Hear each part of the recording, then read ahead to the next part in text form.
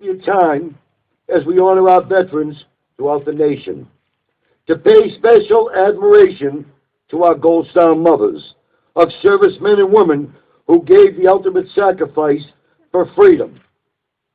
And we share their grief at the loss of loved ones. Our historic monuments here at the cemetery, they're food for freedom, and we share their grief at the loss of our loved ones. Once again, we've taken the time to put these historic monuments through the heart, and many people donated to get these in place. And we honor them by ensuring that we do not leave one veteran behind, by keeping the memories of our fallen alive and taking care of our veterans in time of need, all of them. On this Veterans Day, we are reminded of the contributions being made all around the world by the brave and dedicated members of the United States Armed Forces. For the Blue Star mothers out here, we all patiently wait the safe return of our heroes, who are themselves in our armed services and overseas in harm's way. We Americans are indebted to them as they protect our freedom and help make it possible for others to experience the same freedoms that we enjoy every day. We are a free nation. We must ensure that we take care of our homeless veterans, our aging veterans. We must make sure that our veterans come home and have jobs. We must make sure that our veterans that come home with medical issues like missing limbs, post-traumatic stress syndrome, traumatic brain injuries, are being taken care of here in New Hampshire and not one veteran left behind.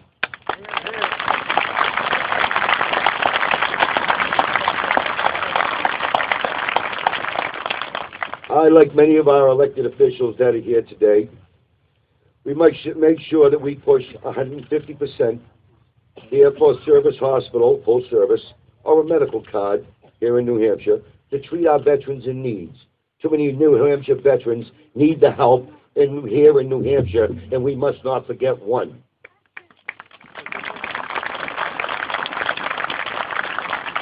Our veterans that are coming home and need a job. Many of you out here have companies. Many of you out here know who's in need. Many of them coming home with these medical issues. We, as brothers and sisters, in order to thank our veterans, not just today, but every day, and make sure that we're taking care of our own, we must come together. We veterans don't ask for much. We must remember that our heroes who wear the uniform of America's armed forces are peace-loving, caring men and women sent on a mission to protect freedom. Our veterans do not serve overseas in vain. Rather, they volunteer to serve our nation in protecting our freedoms. And we veterans serve to cause a greater than ourselves. We owe our veterans a great debt of gratitude, one which we can never fully repay. Today, as we gather together, honor our heroes where they served on a base, keeping the supply line going in support of our warriors in harm's ways, or our recently returned home veterans from Iraq and Afghanistan.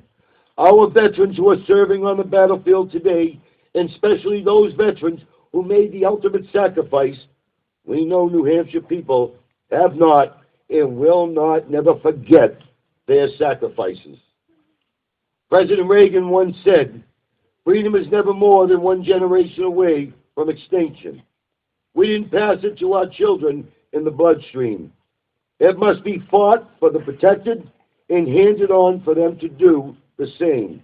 Or one day, we will spend our sunset years telling our children and our children's children what it was once like in the United States where men were free. In closing, let me thank the New Hampshire veterans for their respect, support, and admiration for our brave men and women. Let's continue to provide support for our veterans through the Moormark program and the many organizations who have selflessly for years sent packages to our warriors that are defending our freedom. Let us continue to thank our veterans who have signed on the dotted line to protect and preserve the freedoms that we enjoy every day. God bless our warriors, past and present, and God bless America. Thank you.